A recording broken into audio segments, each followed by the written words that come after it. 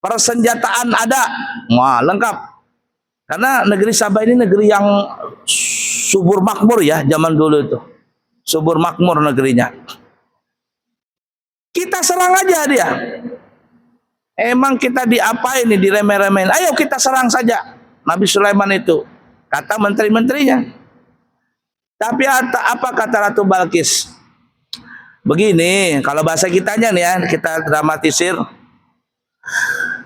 Kalau perang itu nggak enak bahasa kitanya.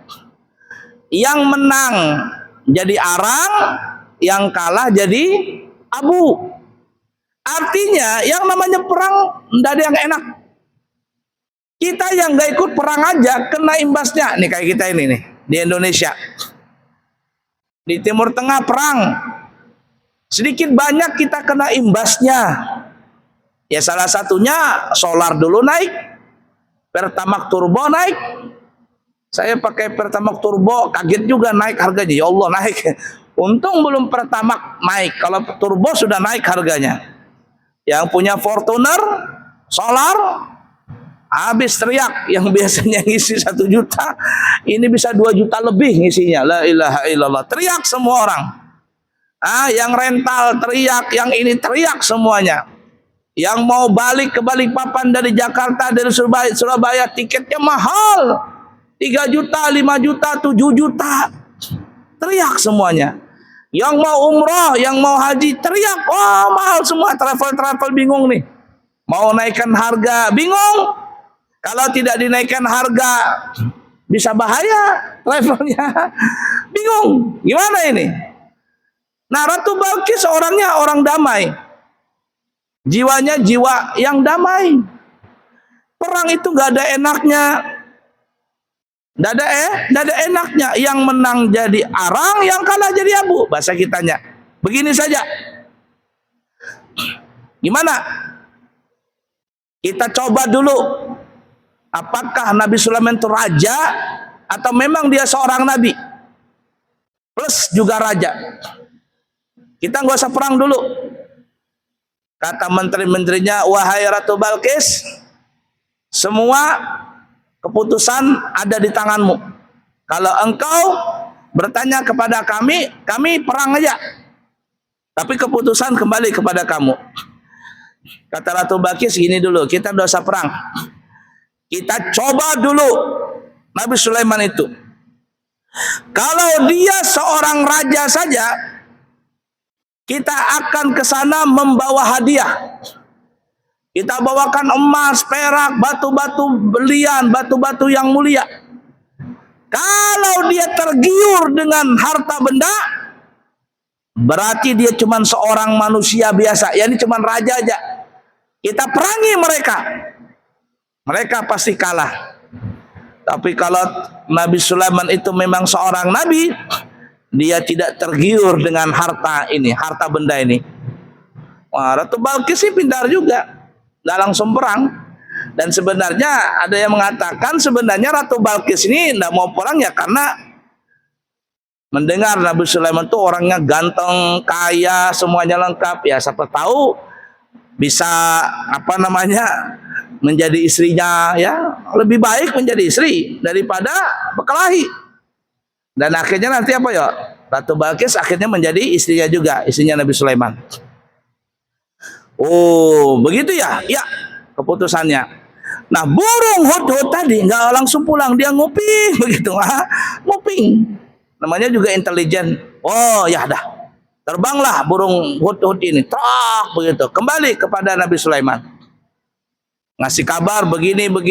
Oh kata Nabi Sulaiman, dia mau nguji aku dengan harta benda. Aku sudah punya yang apa yang ada di dunia ini, aku semuanya punya. Allah yang memberikan aku, apalagi minta yang lain. Apa mereka bawa harta benda itu, tidak ada apa-apanya.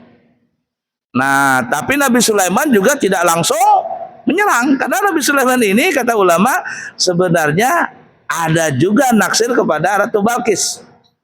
Ceritanya panjang ya nanti ya. Sampai nanti Nabi Sulaiman itu membuat istana kaca.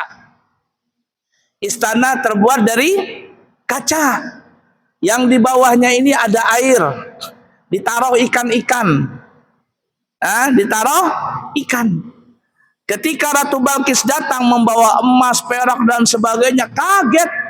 Wah, ini Nabi Sulaiman ini nggak perlu dengan harta benda kita ini, nggak ada apa-apanya. Harta yang kita bawa ini nggak ada apa-apanya. Itu dikatakan, mungkin nanti disebutkan ceritanya. Nabi Sulaiman ini membuat jalanan. Jalanan ini berhambur dengan emas, perak, batu-batu berlian, batu-batu yang mahal-mahal. Kanan kiri dipajang dengan binatang-binatang, monyet apa semuanya ya, burung-burung kanan kiri. Kalau bahasa kitanya ini, Nabi Sulaiman menyambut tamu. Bagaimana kalau seorang presiden menyambut presiden luar datang? Wah, barisan gitu. Nah, ini Nabi Sulaiman menyuruh binatang-binatang kanan kiri berbaris. Burung-burung, binatang-binatang ini kalau buang hajat jatuhnya ke emas, jatuhnya ke berlian-berlian, jatuhnya ke perak-perak. Kata Ratu Balkis, untuk apa kita bawa emas ini? Nggak ada gunanya. Di sini nggak berharga emas, nggak ada harganya. Apa ini? Malu ya, sebelum kalah sebelum perang kalah mental duluan. Malu akhirnya. Nah, ceritanya panjang tuh, sampai kalian mau ngasih emas, itu emas berserakan di situ, nggak ada harganya kata Nabi Sulaiman di sini. Nah, sampai akhirnya Ratu Balkis melihat kerajaannya yang di Ma'rib itu Sabah diangkat, diletakkan di mana, di Palestina. Wah, ini kerajaanmu cuma kecil begini kata Nabi Sulaiman. Diangkat sama Asif bin Barqiyah, nanti kita akan sampai ceritanya. Dan sampai akhirnya Nabi Sulaiman mengajak Ratu Balkis jalan-jalan ke istana kaca. Ketika mau masuk ke istana tadi kan di bawahnya air tuh, padahal nggak ada air. Kaca lantainya bawahnya air. Ratu Balkis mengangkat bajunya dia. Kan kalau ratu tuh kan bajunya panjang tuh, kayak orang pengantin, berseret pakaiannya. Wah, begitu. Ketika diangkat, kata Nabi Sulaiman, jangan diangkat. Itu cuman kaca, bawahnya kolam ikan. Nggak perlu diangkat, nggak basah pakaianmu. Nah, ceritanya panjang. Kenapa Nabi Sulaiman membuat istana terbuat dari kaca? Nanti insya Allah kita akan sambung di kesempatan yang akan datang. Wallahu a'lam bishawab.